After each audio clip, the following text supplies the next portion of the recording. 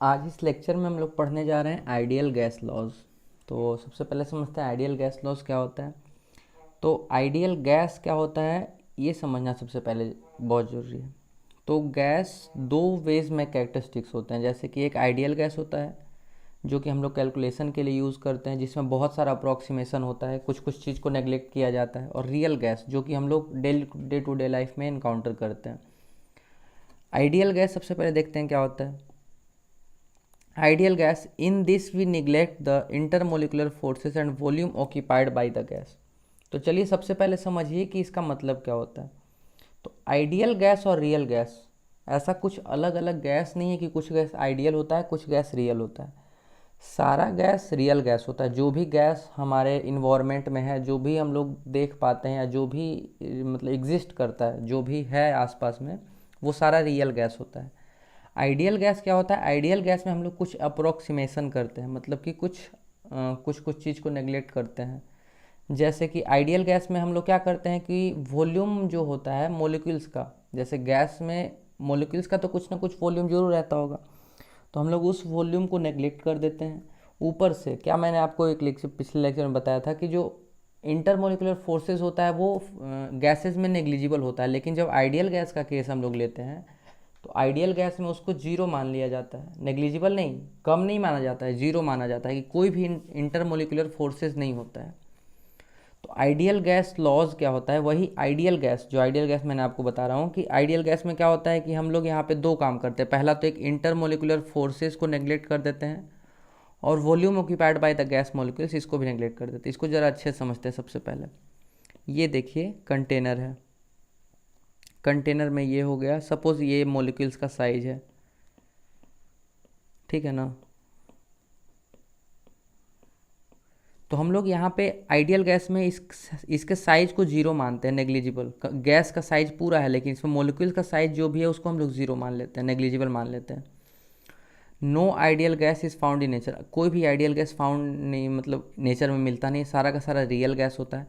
और दूसरा क्या था कि इंटरमोलिकुलर फोर्सेस, इन दोनों के बीच जो फोर्स है उसको भी हम लोग जीरो मानते हैं, कोई फोर्स नहीं होता है रियलिटी में, जबकि फोर्स एग्जिस्ट करता है, लेकिन यहाँ पे हम लोग मानते हैं कि कोई फोर्स एग्जिस्ट नहीं करता है। तो आइडियल गैस और रियल गैस दो अलग अलग गैस होता है। रियल गैस क्या होता है? यहाँ पे हम लोग इंटरमोलिकुलर फोर्स भी कंसीडर करते हैं और वॉल्यूम भी कंसीडर करते हैं कि गैस का मॉलिक्यूल्स का भी वॉल्यूम होता है रियलिटी में।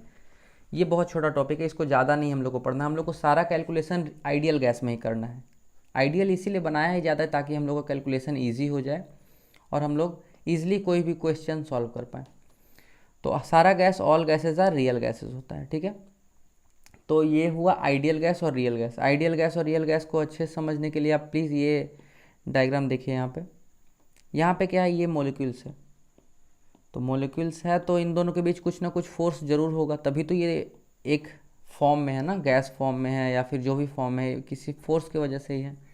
तो ये देखिए यहाँ पे जो फोर्सेज हैं इन दोनों के बीच, इनका कुछ वॉल्यूम भी होगा, सफिशियंट वॉल्यूम भी होता है और सफिशियंट फोर्स ऑफ अट्रैक्शन भी होता है। तो हम लोग ऐसा तो नहीं कह सकते ज़ीरो है, लेकिन हम लोग एक अप्रॉक्सीमेशन, अगर हम लोग को कैलकुलेट करना है, ज़्यादा कॉम्प्लिकेटेड कैलकुलेशन नहीं करना है, तो फिर हम लोग सिंपली इसको बोल देते हैं कि ये ज़ीरो है, दोनों चीज़, ठीक है।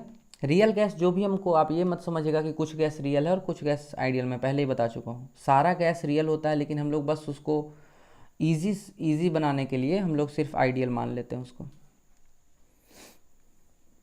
आइडियल गैस लॉस जो होता है वो आइडियल गैस के लिए दिया जाता है। हम लोग इसमें क्या बोलते हैं कि पी वी आर और पी वी एन और टी के बीच pressure, volume, number of moles और टेम्परेचर, ये जो चारों है, इन चारों के बीच रिलेशन देखते हैं।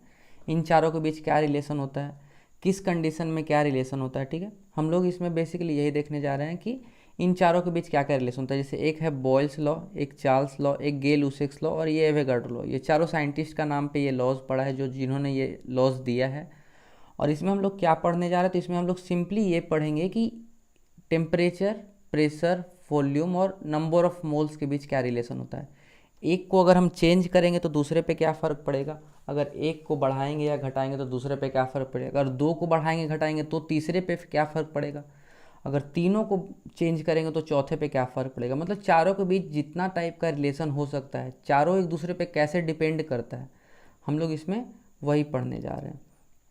तो ये कुछ इसमें न्यूमेरिकल्स अभी है नहीं, आगे जा कर के जैसे ही मैं आपको लॉज अलग अलग करके पढ़ाऊंगा, जैसे Boyle's law, Charles law, Gay Lussac's law और एवोगाड्रो लॉ, ये जो 4 लॉ है, ये जब आप अलग अलग पढ़िएगा तब आप उसमें बहुत अच्छे से समझिएगा कि गैस को अच्छे से समझिएगा कि गैस कैसे फॉर्म होता है, गैस कैसे चेंज होता है। हम लोग जब गर्म करते हैं, जैसे दूध है, अगर ये पतीला में हम लोग दूध गर्म कर रहे हैं तो दूध खौलने के बाद वो उबलता क्यों है, मतलब कि क्या बोल सकते हैं, जैसे कि पानी गर्म करते हैं तो पानी में भाप बनता है, ठीक है ना। भाप बन के क्या होता है, जब ऊपर से हम किसी चीज़ को ढक देते हैं तो वो बहुत ज़्यादा प्रेशर बना देते हैं, जैसे कि प्रेशर कुकर में।